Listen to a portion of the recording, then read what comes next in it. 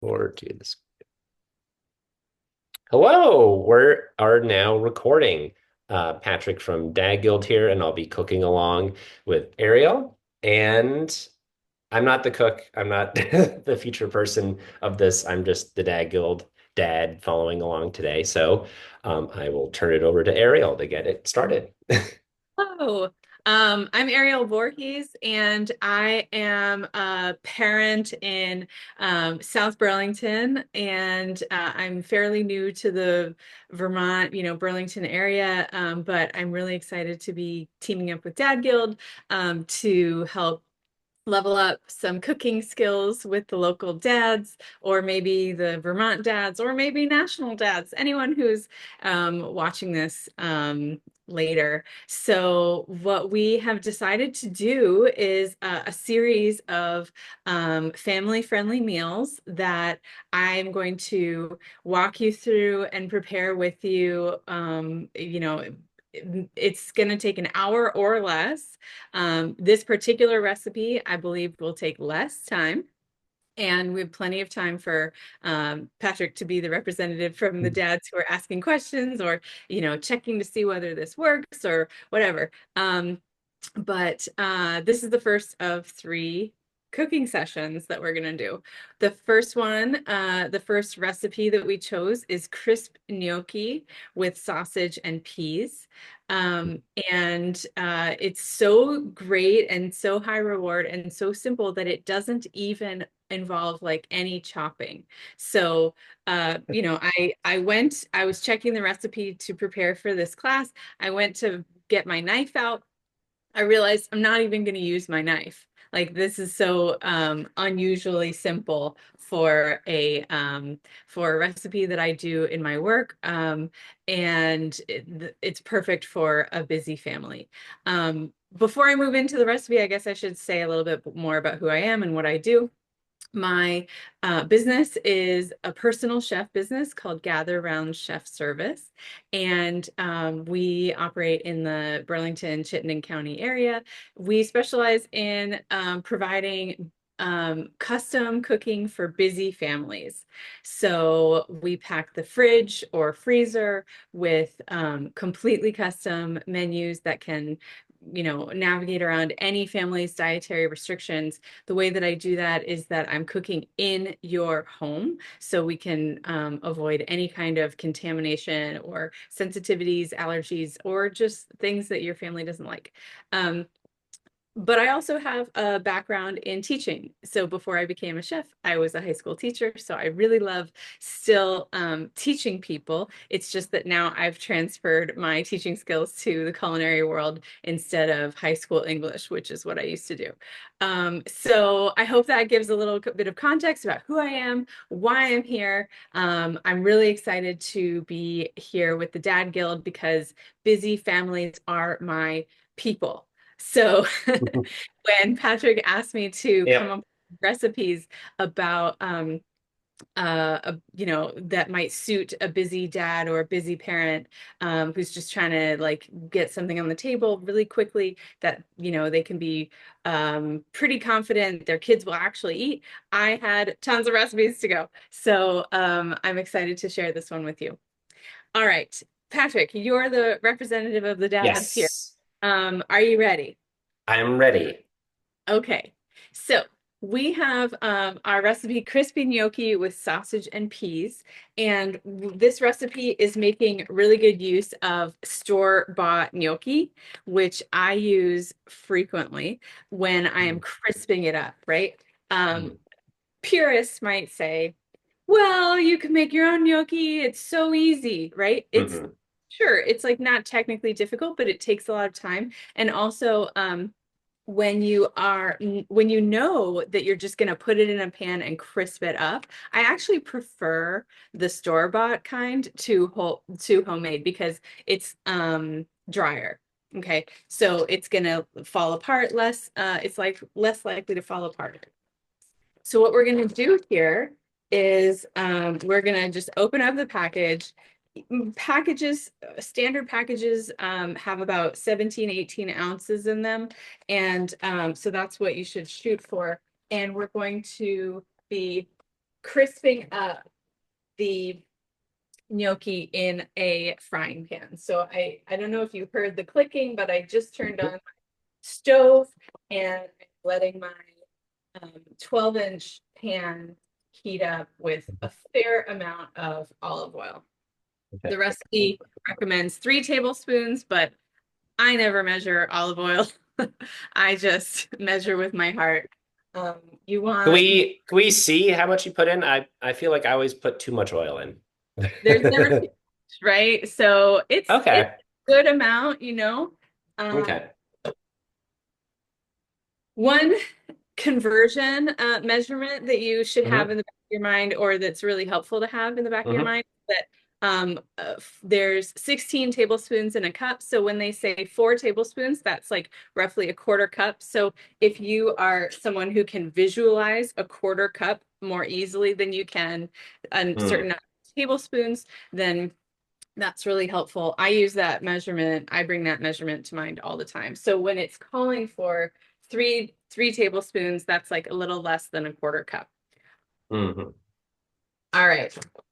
So what we have here is um, my pan getting warm. I'm gonna swirl around the olive oil just to make sure that it coats the bottom of the pan. It won't do that when the oil is cold. So if it can very easily swirl around, that's a good sign that the olive oil is warm enough. And then I'm just gonna drop in my gnocchi. Before I do that, I'm gonna kind of break it up. Sometimes in these packages, the gnocchi can like stick together a little bit. And I'm hoping that when I drop in my gnocchi to the pan, I hear a little sizzle. That's another sign that the pan and the oil are warm enough. So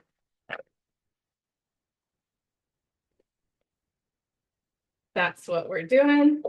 And the point of crisping the gnocchi is to turn it into like a little crispy, dumpling that is so good, and it's easy to dress up with a lot of different flavors. So um, I got this recipe from the folks at New York Times Cooking. They have a lot of different recipes of what you can do with store-bought gnocchi, and they all start with crisping it like this in a pan. So one of my other recipes that I love going back to time and time again is crispy gnocchi with cherry tomatoes and fresh mozzarella. I make that a lot during the summer when tomatoes are really easy to come by. And I also use like fresh basil from the garden. And that's another like super easy, very satisfying, kid-friendly, fast dish. So Patrick, are your gnocchi in the pan? Oh yeah. I wish I had followed your advice to break them up first, but they're broken up now and in the Not pan. with your tongs or your spoon or Yeah, something. no, I got yeah. So Great. they're crisping along. Awesome. Yeah, so I guess while we're waiting for that to happen, I am just going to mention a little cooking tip. I'm using coated tongs. These are silicone coated tongs. And the reason that I'm using those with this pan is that the pan that I'm using is non-stick. It has a non-stick coating. So you should know that you should never use metal utensils with a nonstick coating um, because it can so easily scratch it.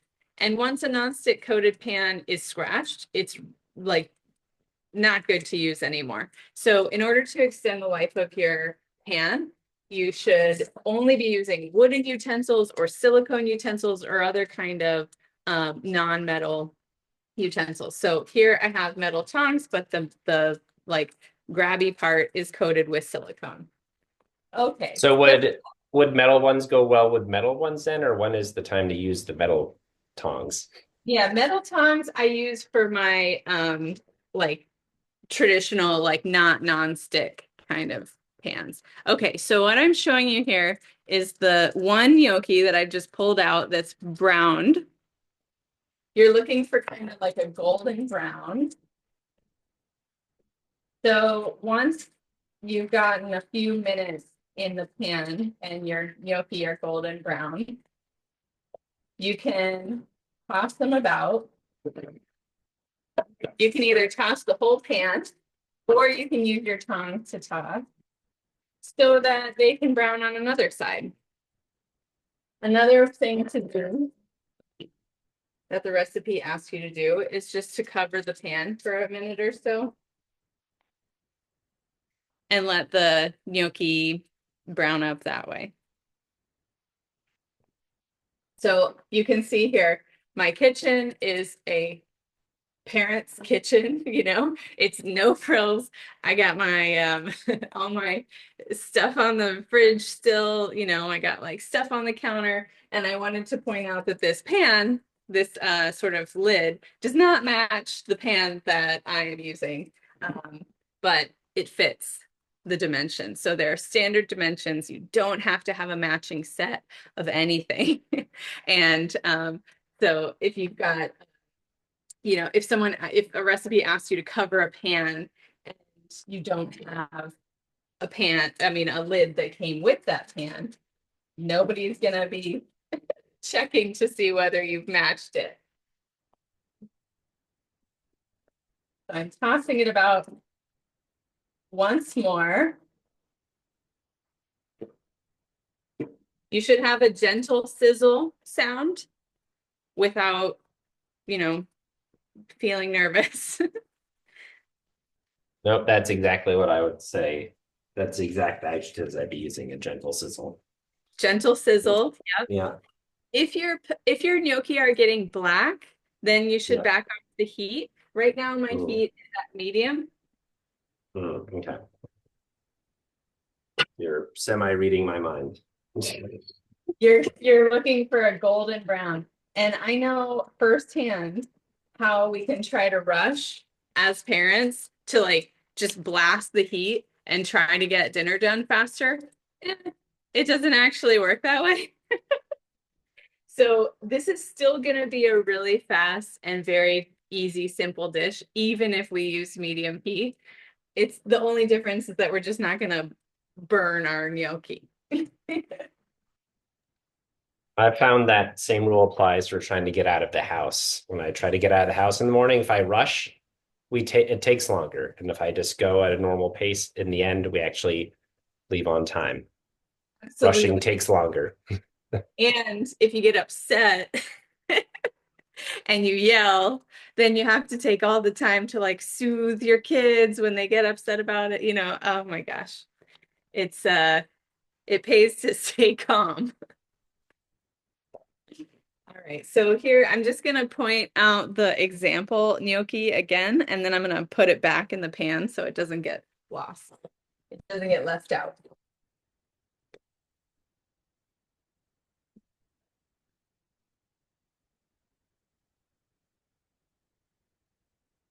Okay, so my gnocchi are going to be done in about a couple minutes.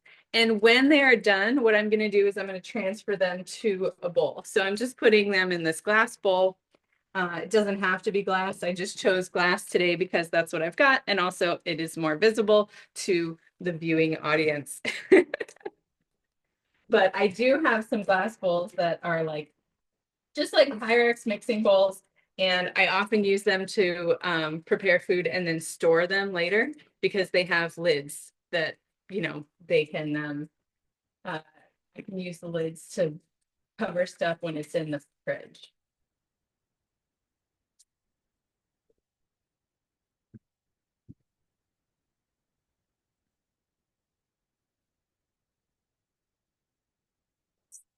One of my gnocchi escaped from the pan, so I'm going to bring it back.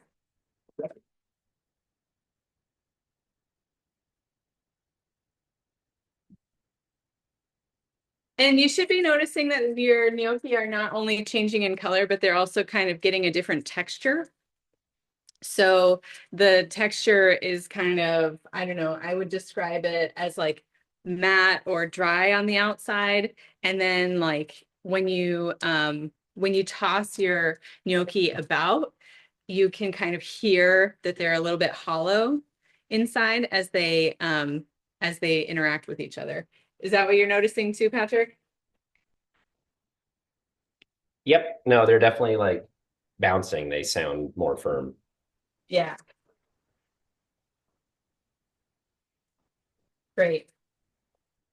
Of course, if you are encountering burning or if you're just getting nervous about the pan not being um, you know, oily enough, you can always add more oil.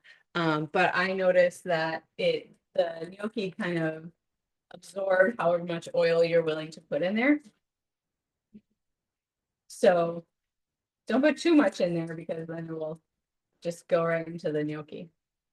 All right, so what I have here is like a pan full of, golden brown, kind of little pillows of golden brown potatoes. Gnocchi is kind of like the Italian version of a tater tot. So, um, That's a new way I'm going to market this to my daughter that's right. is is Tater tot. Italian tater tots. Yep. Absolutely. All right, so I've turned the heat off of my stove, and I'm just going to show you again. I'm showing you what it should look like when it comes off of the heat. So I'm going to reserve these Italian tater tots for the end. And if you are making this dish to serve immediately, you would you're going to put it in the dish at the end and mix it all together. But if you're serving this dish for if you're making this dish to serve later, this is something that you are going to store and keep separate, okay, until like the moment that you are ready to serve. Okay, so that's another reason to use the bowl that has the lid. All right, so we're going to move into phase two. You ready? Okay. So phase two is the sausage pea mixture. Okay. So we're just going to use the exact same pan. Okay. And if you have a 12-inch pan, that's ideal for this situation because there's going to be plenty of space in it to put everything. So we're going to take our Italian sausage. You can also use hot. I'm using sweet Italian sausage, which means not hot. You can also use hot if your family loves spice, but my children do not. So I'm using sweet. You can also use a veggie sausage. So I'm going to turn on turn on the heat under the pan again, and just plop the sausage in. My package came with like a little piece of paper, so make sure to rescue that. I'm just going to throw the whole package away. Wash my hands if you touch it. What's And then the temperature? It should be like medium. I'm doing high right now. And if you're using pork sausage like I am, there's a lot of fat that's going to come out of this, mixture. So I didn't even add any more oil to the pan.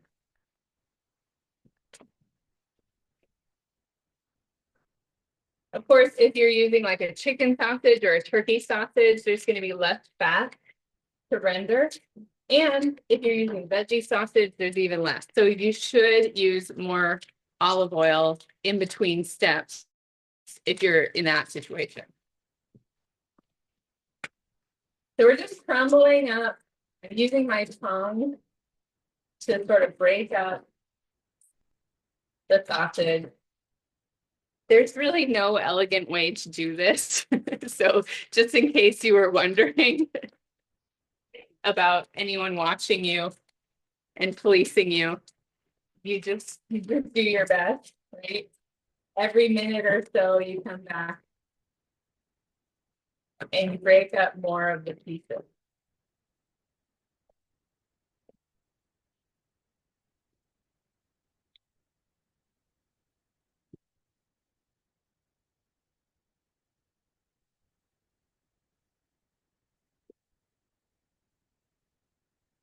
I bought my sausage outside of the casing, but Patrick, before we started recording, you said that you bought yours in the casing. Do you have a favorite like technique for getting them out of the casing without losing your mind? No, that was a relatively new experience, and there was no way that I know to do it other than it getting very hands-on. But Yeah, I'm turning my heat down a little bit just after the initial searing. So I'd say my heat is like at a medium high right now. Anyway, I wish I had bought the I wish I'd bought the sausage in the casing so I could demonstrate it. I was just Mhm. worried about like trying to make a really fast dish for you. But the my favorite technique is to take a small knife. Here's a, like a utility knife, and I just slice down the middle lengthwise of Mhm. the casing, and then I sort of peel open the casing. I do have to get sausage on my hands, but that's okay. Yeah. You can block it off. But yeah, that's usually what I would do. But so many of the recipes that I use that involve sausage, in they just ask you to take it out of the casing anyway. So if I have the chance to buy sausage outside of the casing, it Yeah. just I jump on that because it saves me a step. Mhm. All right, so my sausage is almost brown. How about you, Patrick? Yeah, it's pretty much brown now. Okay. Little couple spots are pink, but definitely Same. mostly brown. Yeah, and it's starting to smell really good. I am a huge sausage fan, so I love the smell of sausage.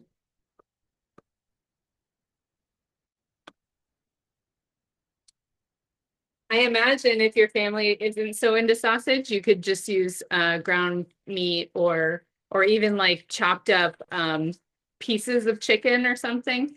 But I really love how this meal comes together with the sausage. And the Italian sausage is so convenient because it's already like flavored. It's got spices and seasonings in it, so I don't have to pull out lots of them for my own use. All right. In in your experience as a chef, is the impossible beef and stuff, is that just a one-to-one switch? Like it Yeah. behaves the same, you don't do anything different with it? Right. Yeah, it's pretty amazing. It really does act in the cooking process. It acts like real beef. And I really like the way that it tastes. I prefer Impossible sausage to like Beyond, but some grocery stores you can only get Beyond. So that's fine. But yeah. And I also love chicken sausage. I love turkey sausage. I'm really pro sausage. All right. So the next thing that we are going to do is just add basically the rest of our ingredients. So we've got 2 cups of peas. These are frozen peas. They're actually like still cold. I just portioned them out ahead of time, but I got them right from the bag. Okay, so I'm gonna drop those in and toss them about, break up any clumps.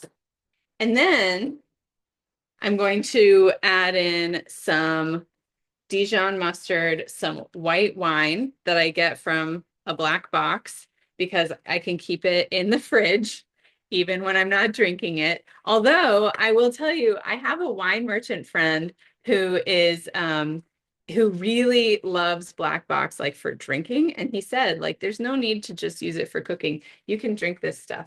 Um, if you are a alcohol-free family, you can just use a half a cup instead of chicken broth or veggie broth.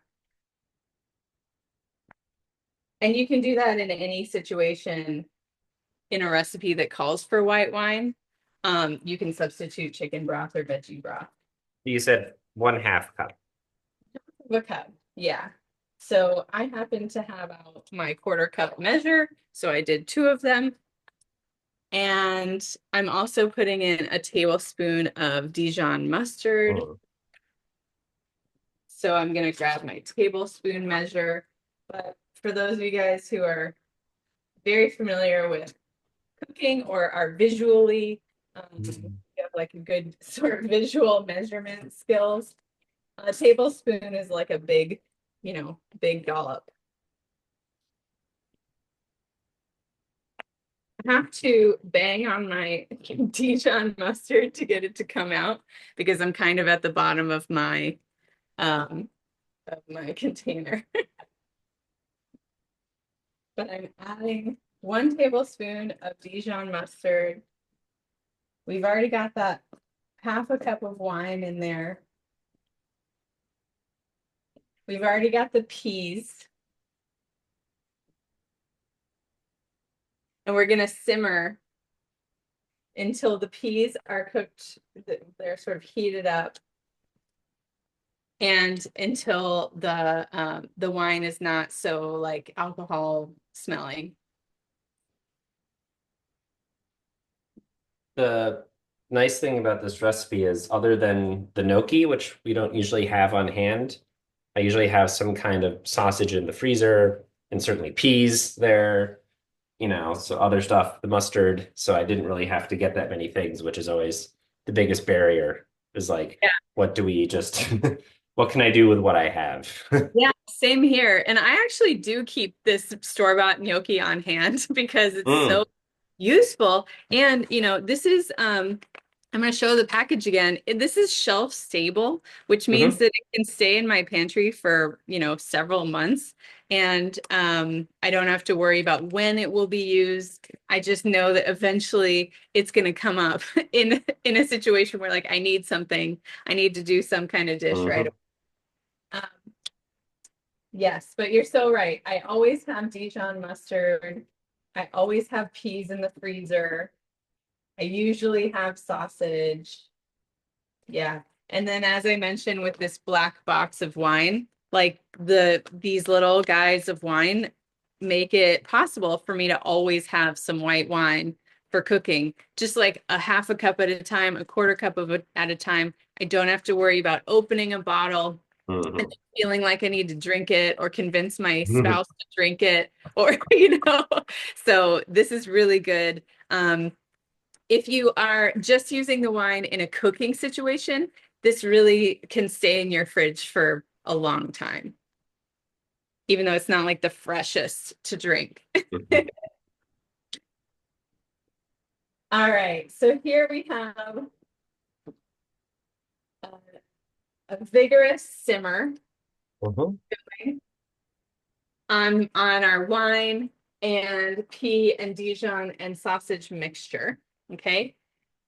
And if you really want your sausage mixture to be even saucier, you could add a little bit of chicken broth.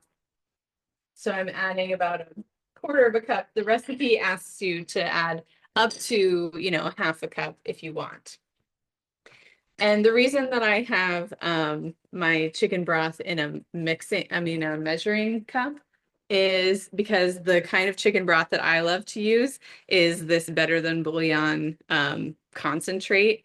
And if you have not yet heard of this, it is terrific. It is a paste that you mix with water. You can mix it at whatever strength or saltiness level you want. And so you can go low salt, you can go super concentrated, and this actual concentrate jar can stay in the fridge pretty much forever. So I get the big jars at Costco. They have smaller jars at Mm. regular stores. And I honestly have it in like every flavor. They have beef, they have vegetables, veggie broth. And the one that I use the most though is chicken. So honestly, I pre-mix this just so that it wouldn't look like I was just adding water. But what you do is you just put, you sort of mix 1 cup of water to 1 teaspoon rather of chicken broth. So anyway, that is another really great tip that I love to tell any busy family. You don't need to keep like those boxes of chicken stock on hand. Those boxes of chicken stock are great, but they take up a lot of space, and you might not want to like finish the whole box at Yeah. once. So, Now it's in my mind being like, oh man, when is this? How long is this good for? When do I need to use it by? And you right. say there's options that are just basically forever good. Yeah. You have my attention. And completely adjustable too, to the amount of salt. Okay, so now we have a really lovely kind of saucy mixture. I'm going to show you without spilling the saucy mixture. And then the next steps of the process are just sort of finishing the dish. So it asks you, it asks for fresh herbs. I really love dill, so I chose dill. Other options are mint or basil or parsley if you like that. My spouse doesn't like parsley, so we hardly ever have parsley, but I love dill. So you can add some fresh herbs on the top. Now, of course, if your kids are not going to eat something that has tiny flecks of green on the top, you can skip it. Or you can tear up that dill for a side dish, like a little side bowl. Often I'll do that with cilantro because one of my kids hates cilantro. And I love cilantro. My spouse loves cilantro. And so in any dish that has cilantro in it, I'll just chop up the cilantro and put it in a separate dish. And then that means that they can have, my kid can have a dish that is virtually the same as our dish, but it just doesn't have that one ingredient that they hate. Okay. Especially with herbs, that can be a real like deal breaker. But so I'm going to tear up some basil. You could chop it, but remember I said there would be no chopping. I'm sorry, this is not basil, this is dill. No, I've had great success giving my kids options, just putting more things in smaller bowls and say like you can put this on too or not, just sort of giving them me providing the options, but then giving them the final agency has been really helpful. Absolutely. That's why taco night is such a hit, right? Because you put all the ingredients in the little bowls and people can make their own tacos. We do have some ground rules about tacos, like you need to put you can't just have like a sour cream taco, which is a discussion that we have definitely had in my family. But you've got to have some kind of stuff in your taco, as far as my family is concerned, that goes beyond just dairy products. Another finishing thing is that you can put some Parmesan cheese in here. This is a deli container that I have put like grated Parmesan in, and of course I label it like any good chef. But you know, I really recommend getting like an actual block of Parmesan cheese. And if you don't want to pre-grate it, you can just use a box grater to grate it up. And the way that I pre-grate it is very easy. I use my food processor. So I buy the really good Parmesan cheese from Costco. It's very cost effective for Parmesan cheese. And then I cube it up and I put it in the food processor. And then I've got this deli container to use, and I don't have to actually grate it every time with my grater. That's So I'm nice. Your Costco feature is as centrally in your shopping as it does in mine. I do go to Costco quite a bit, and I think it helps me be a better like um weeknight cook, because it's got, even if you're not using like the frozen sort of convenience foods, even if you're just using the whole ingredients, their whole ingredients are actually really good. So like the real Parmesan, like Parmigiano Reggiano from Italy, costs like way less at Costco than it does at, City Market, or not to trash City Market. We love City Market, but it's really cost effective to get some things, really premium ingredients at Costco. All right. So what I've done is I've got the Parmesan in there. You can see the little flecks of white. You can How see much the Parmesan did you put in? I didn't About. measure, but it calls Oh, for okay. about, so half a cup, 1 ounce Mhm. with olive oil, with Parmesan cheese. You measure with your heart. And really, the dish is finished. All I'm going to do is grab a spoon so I can taste it to make sure that it has enough salt. Okay. So if we were eating this now, we'd put the gnocchi in and Exactly. then serve it. But if we're saving it, we'd pack this away and those separate. Yes. So if you're eating it now, the at this moment, the gnocchi goes back in Mhm. and you toss it about and then you serve it and your dish is done. If you're eating it later, then you can save this gnocchi in the dish that it's in right now, the bowl or plate, and then you put your sauce, your sausage pea mixture, you put that into a separate container, Mhm. and then that way the gnocchi doesn't get soggy before you actually eat it. And Mhm. so what you would do if you are serving it later is you take the sauce out of the container that you've stored it in, you put it back in the pan, and then just sort of heat it up to what it is doing right now, like it's gently simmering. And then, as we discussed, the last step is to put the gnocchi back in. Mhm. Yeah, I'm just gonna snack on a gnocchi right now. Awesome.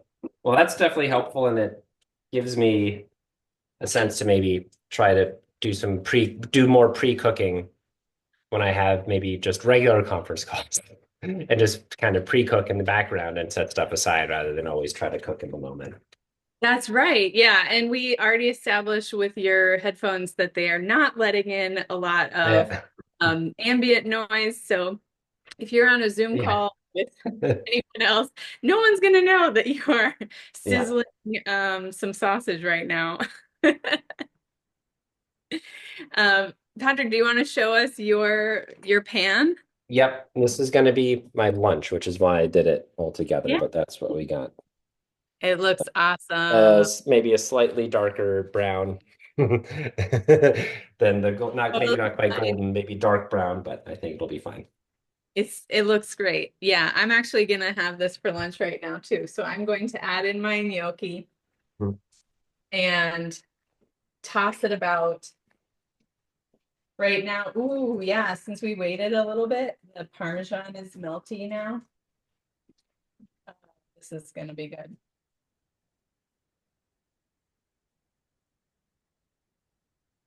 So here's what mine looks like. Mm. Hmm.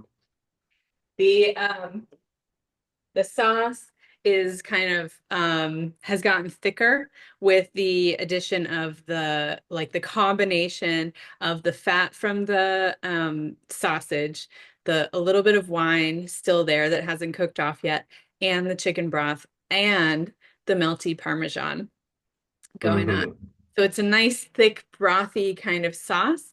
And if you like your sauces even thinner, you can go ahead and add in more of that Hmm. chicken broth or veggie broth if you're a vegetarian family. Hmm. Great. So, are there Awesome. any questions on behalf of the dads about what we've done? No, no, it just made me realize maybe to do more pre-cooking because what usually ends up happening is kind of cooking in the moment and then there are requests coming in or, I have two children, 6 and 4, so there's things to referee and disputes to manage while I'm trying to cook. So maybe to Yeah, try to put more an emphasis on doing more pre-cooking and pre-work so that way it's not at the post-school dysregulation time, which is actually like a pretty universal thing. Yeah, witching hour does not cease. It just Yeah. it turns into a different like developmental stage, right? Yeah, Hmm.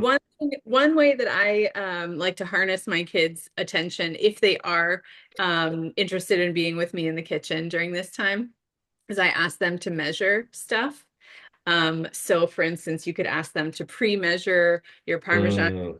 cheese. You could ask them to pre-measure the 2 cups of peas. You could Hmm. ask them to sort of tear the Hmm. dill. Um, and you could even ask them before you get started to like use their little hands to break up those gnocchi that are stuck together, Mm. you Hmm. know? If they're interested or able to measure liquids, you can ask them to Hmm. measure out the wine. You can ask them to measure out the chicken broth. And then if they're developmentally able to use a knife, you can ask them instead of tearing the dill, you can ask them Hmm. to chop it. Here's my kid's knife that my kids have used. Awesome. Yeah. It's got a really great like finger hole to Mm. encourage like where to put your finger. Um, I have a 10-year-old and a 6-year-old, and they have Hmm. used this knife. And it actually comes with a little finger guard. You Oh. put your fingers in here, and so Hmm. you keep them on the offhand Hmm. so that you can hold Oh, the thing wow. and Okay. chop. Yeah. So yeah, and before we got that metal knife because my 10-year-old at the at whatever time it was appropriate to do that was ready, we used a plastic knife, one of those hard plastic knives that Hmm. are really safe for kids to use. So it can be a little bit more extra mental effort to manage your kids when Yeah. they're cooking with you, but there are like age appropriate things that you can ask them to do that really do contribute to the meal, which my kids at least are very good at spotting when I am asking them to do a task that does not contribute to the meal. And they're Yeah. like, no, I didn't want to help in that way. I wanted to help make dinner. Yeah. Uh, No, it definitely participating makes my daughter more interested in eating it as well. She's the more finicky of the two. My son will just eat about anything, but for my yeah. daughter to try something new, participating in the preparation of it only helps. Yeah, and we have a rule in our household that if you're cooking, you get to snack. So you try, you get to pop a gnocchi in your mouth after it's browned. You get to try a pea, Mhm. before it's going in the pan and then after it's going in the pan. You can try lots of different nibbles Mhm. and then sort of figure out that this is going to be a good food for you. This is going to be a Mhm. good dinner for you. Awesome. Well, thank you. Yeah. I'm hungry now, so I think the call's over. So I'm hungry because it's time for my lunch at least, but Yeah. it'll definitely helpful. Thanks for doing this, and we're looking forward to the other ones. Thank you, Patrick, for being Yeah. the cook along guinea pig with me. Hmm. And I know we're gonna enjoy our separate lunches, eating the same thing. So awesome. We'll see ya. Bye, Dad Gil.